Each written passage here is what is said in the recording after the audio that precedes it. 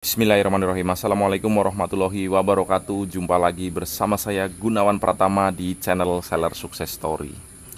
Di video kali ini aku nggak mau banyak ngasih tips dan trik. Aku hanya mau bercerita saja tentang perjalanan beberapa seller yang aku temui. Jadi untuk sedikit informasi, kalau saya ini adalah seorang seller mentor Lazada dan juga city leader Lazada Club.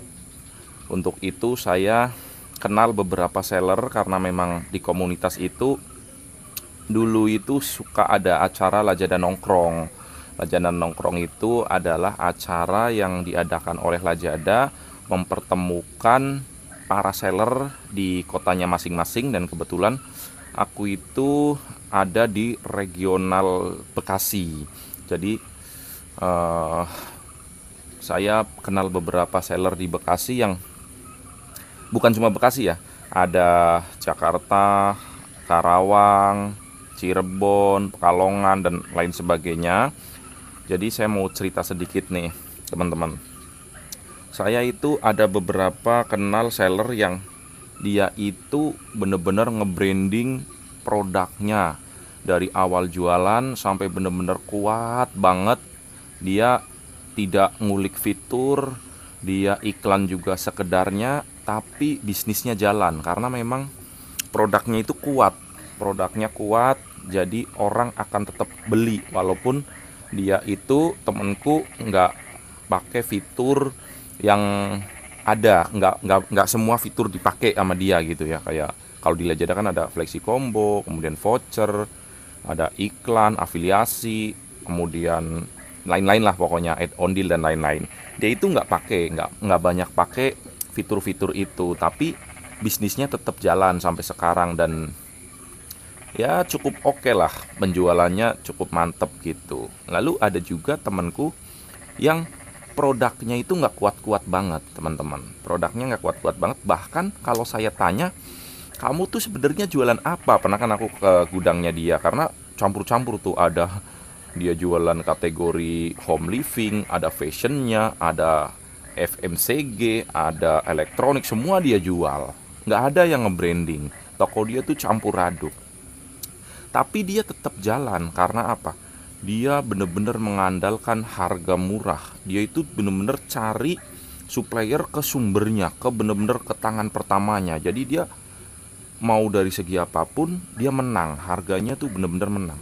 Produknya nggak top-top banget, cuman untuk harga ya mungkin akan sulit untuk ngalahin si temanku yang satu ini. Kemudian yang aneh lagi nih temen, aku ketemu temen yang begini, kurang lebih sama seperti temanku yang kedua tadi.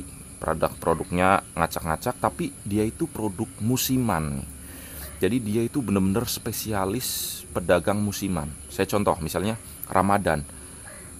Sebelum Ramadan dia jual home living, kategori home living. Atau saya contoh misalnya dia jualan juga lampu-lampu atau listrik-listrik atau gorden atau apa gitu ya.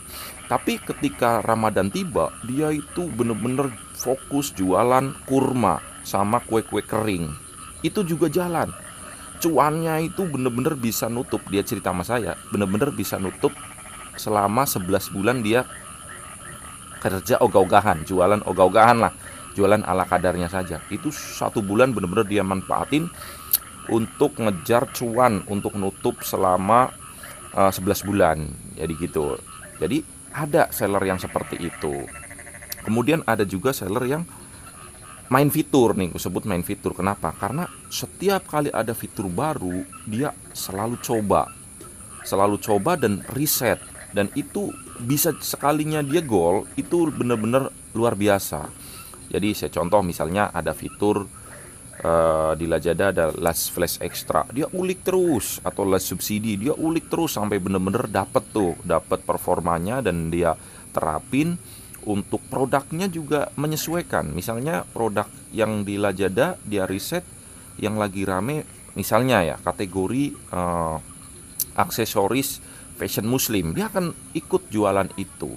Kemudian ketika ada lagi misalnya lagi rame kategori fast moving groceries FMCG, dia akan main juga di situ dan dia cuan juga tuh. Anehnya ya, ya aneh. Kenapa saya bilang aneh? Karena dia nggak punya kategori yang bener-bener dia pegang gitu. Ya dia ada kategori yang dia pegang, tapi nggak kuat-kuat banget.